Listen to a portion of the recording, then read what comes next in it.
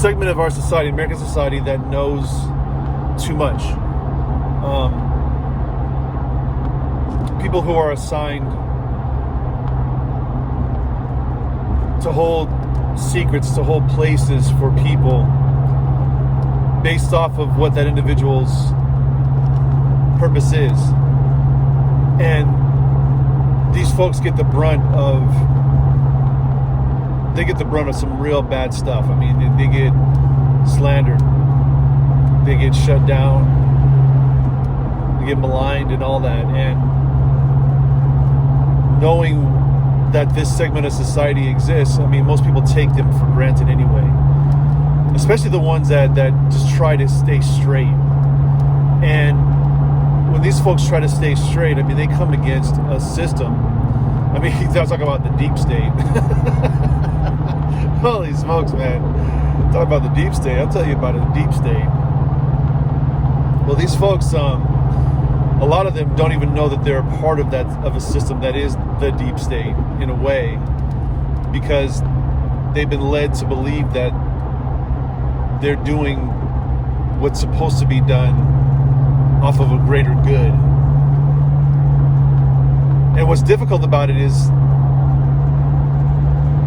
if they were to talk about the things that they've seen, the stuff that they've encountered, the people and what real personalities are really like, well, they would lose everything. I mean, they'd lose all of their financial backing, they'd lose all of their support system, they would lose so much. And so many of these folks, they have no backup, they have no plan B.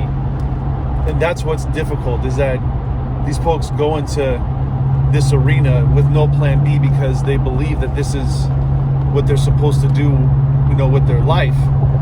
And then when they do it, they find out that the arena that they're in is not what it's just not what they signed up for.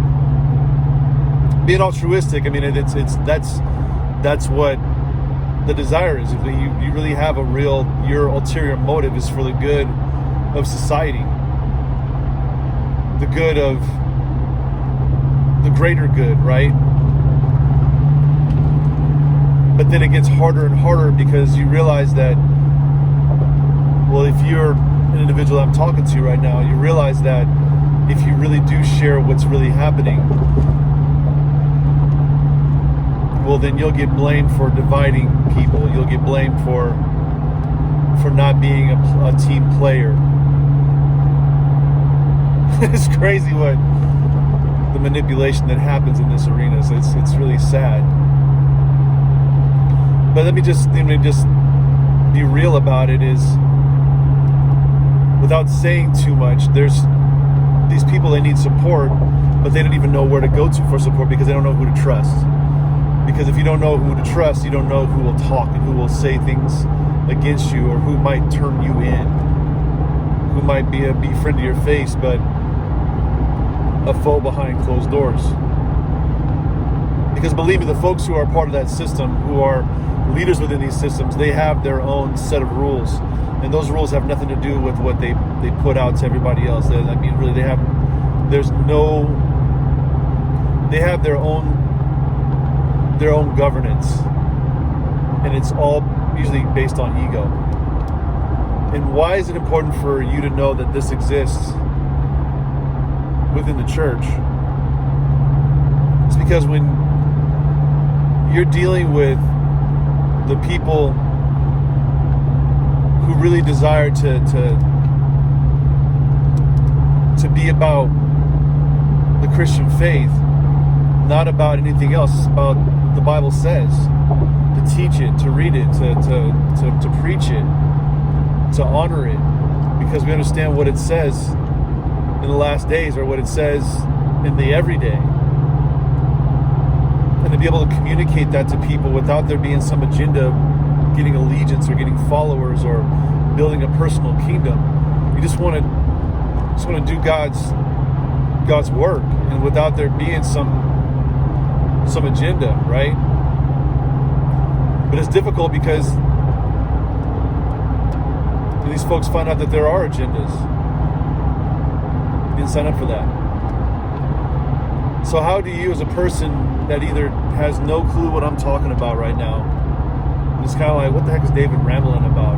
Well, truth be told, the people who I'm speaking to, they know exactly what I'm talking about. They know the secrets that they keep. They know the people who they interact with. They know the things that they've seen, scary things they've seen, the detestable things that they've seen, the wonderful things that they've seen. They know that there's been good and bad. But these people, they don't have folks to go to. And you think, as a person that might be a part of a certain congregation, oh, you know, my pastor could come to me with anything they want, and it's okay, they can talk about anything. I'm an open space. You have no clue what you're talking about. And it's a wonderful gesture, but you gotta understand, there's things that pastors know that some of it you gotta go to the grave with. Some of the stuff you gotta go to the grave with. And having to stand in the gap for people without them ever knowing it, and being one of the most thankless jobs out there, man. It's a rough life. It truly is a rough life. And then if you make any type of money, you get slandered and all that. Sad. But why am I sharing this with you? I'm not sharing this with everybody. Because there's some of you that have this is not going to connect at all. You're not going to have any dots in this connect. You probably just cut it off, whatever. You're kind of like, oh, he's talking about pastors. Well, I am talking about pastors. I am talking about chaplains. Because you do see stuff that folks, I mean, there's so many people out there that they don't know what it's like to be in an emergency room with somebody bleeding out. They don't know what it's like to be with an elderly person who's got no family around. They don't know what it's like to, you know, be there with a family who's lost their kid. They can never hold that space, but they will freaking denigrate these folks who are trying to be there for the greater good, which is God, but also because they love people. I ain't trying to, you know, toot a horn or nothing like that, but it's just being real. And then this, like, it's kind of opened up a kind of can of worms for me. Watching that video from earlier that I posted earlier. There will be a space. I'm going to create a space. You better believe that. Because you, as a pastor, you need support. Because the suicides, the alcoholism, the drug abuse, the pornography. I mean, we got so many resources out there, and some of them it's like, oh, you can relate to and that. But sometimes you just can't because you're just scared, man. And I get it. I totally get it. Because if they find out that you're seeking help about the stuff that you know, that you've seen, that you just are having the hardest time trying to deal with, man, you'll get fired, and then you'll get slandered. And you'll have an entire community come against you because you decided to speak up. So you need support, dude. I'm going to offer that when the time comes. But I just want to tell you that this morning, especially after watching what I watched, that video I posted earlier, I just want to tell you that there are folks who don't need to broadcast what we're doing for you spiritually. But we also want to stand with you physically too. Because believe me, not enough folks want to do that. And again, you don't know who's safe. It's one of the freaking pitfalls. You get into anything with ministry, man, you have no clue who's safe. You have no clue. But you have to learn that one. That's a hard one to learn. So yeah, I'll be praying for you, but I'm also praying for me, because stuff's got to get developed to help. Because I already know it's a written on the wall already what's going to be happening with several churches. It can already see it.